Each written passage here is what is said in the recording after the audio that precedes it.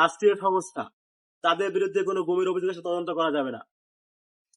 অথচ আমরা দেখেছি বিগত শাসন আমলে এই সমস্ত বিভিন্ন গুমগুলো এগুলো হতো মূলত এই রাষ্ট্রীয় বিভিন্ন সংস্থার দ্বারাই, বিভিন্ন বাহিনীর দ্বারাই। এখন যদি কোনো বাহিনীর বিরুদ্ধে অভিযোগ ওঠে গুমের, সেই গুম করার তদন্ত করার জন্য সরকারের অনুমতি নিতে হবে। তাহলে আসলে তদন্ত করার কি দরকার?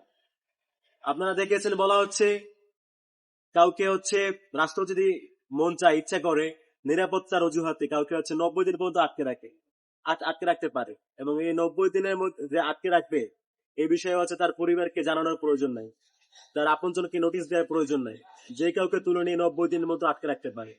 সো গুম আসলে কিভাবে হয়, এই বিষয়গুলো যদি সংস্কার না হয় তাহলে তো গুমের সংস্কৃতি আমাদের দেশ থেকে ফিরে যাবে না, নতুন করে তো আবার সেই আগের ফেসিলিটি কাঠামোই ফিরে আসবে।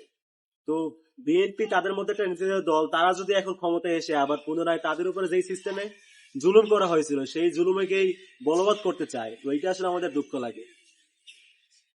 আপনারা দেখেছেন আমাদের স্বরাষ্ট্রমন্ত্রী, যিনি নিজেও একজন গুমের শিকার বলে দাবি করেন, এখন তাদের মুখ থেকেও আমরা এই ধরনের কথাগুলো যখন শুনি তখন দুঃখ কেন লাগবেন? আমরা তো আমাদের চোখের সামনে জুলাই শহীদের রক্ত দেখেছি, আমরা তো নতুন করে রক্ত দেখতে চাই না, সেই জন্য আমাদের দুঃখ লাগে। আপনারা দেখেছেন বেশ অনেকগুলো অধ্যাদেশ, আমি দু একটা নাম বলছি,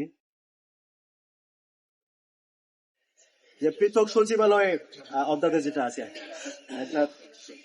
সুপ্রিম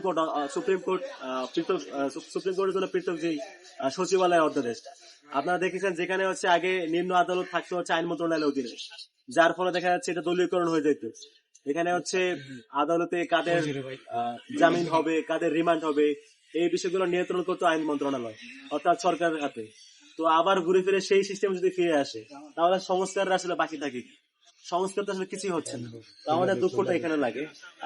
প্রিয় সাংবাদিক বন্ধুগণ, আমরা জুলাই আন্দোলনের মাধ্যমে গড়ে ওঠা সামাজিক সংগঠন সমূহ এবং রাজপথের জুলাই যোদ্ধারা আজ গভীরভাবে ক্ষুব্ধ, বেদনা ও প্রতিবাদ নিয়ে আজকে এখানে প্রেস কনফারেন্সে উপস্থিত হয়েছে। জুলাইয়ের প্রায় 2000 ছাত্র জনতার রক্ত ও আত্মত্যাগের বিনিময়ে যে পরিবর্তনের পথ নির্মিত হয়েছিল, সেই পথ ধরে বর্তমান সরকার ক্ষমতায় এসেছে। কিন্তু অত্যন্ত দুঃখজনক ভাবে ক্ষমতায় আসার পরে তারা সেই জনগণের স্পষ্ট রায়কে অস্বীকার করছে। এটি কেবল একটি রাজনৈতিক প্রচারণা নয়, বরঞ্চ এটি আসলে আমাদের শহীদদের রক্তের সাথে এক ধরনের গাদ্দারি করা হচ্ছে। আমরা লক্ষ্য করছি একটি পরিকল্পিত প্রক্রিয়ার মাধ্যমে রাষ্ট্র কাঠামো দখলের অপচেষ্টা চালানো হচ্ছে।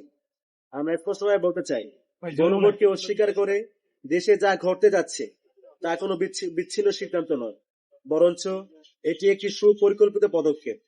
গণভোটের রায় উপেক্ষা, গণভোট অধ্যাদেশ বাতিলের চেষ্টা, গুম প্রতিরোধ ও প্রতিকার অধ্যাদেশকে অকার্যকর করার উদ্যোগ, মানবাধিকার কাঠামো দুর্বল করে দেওয়া এবং সুপ্রিম কোর্ট সচিবালয় ও বিচারক নিয়োগ ব্যবস্থায় হস্তক্ষেপ, এ সমস্ত পদক্ষেপ একত্রে একটি সুস্পষ্ট উদ্দেশ্যই আমাদেরকে নির্দেশ করে, আর সেটা রাষ্ট্রের প্রতিটি স্তম্ভকে দলীয় নিয়ন্ত্রণে আনা, গুমতন্ত্র দমনমূলক শাসন ব্যবস্থাকে পুনরায় প্রতিষ্ঠা করা।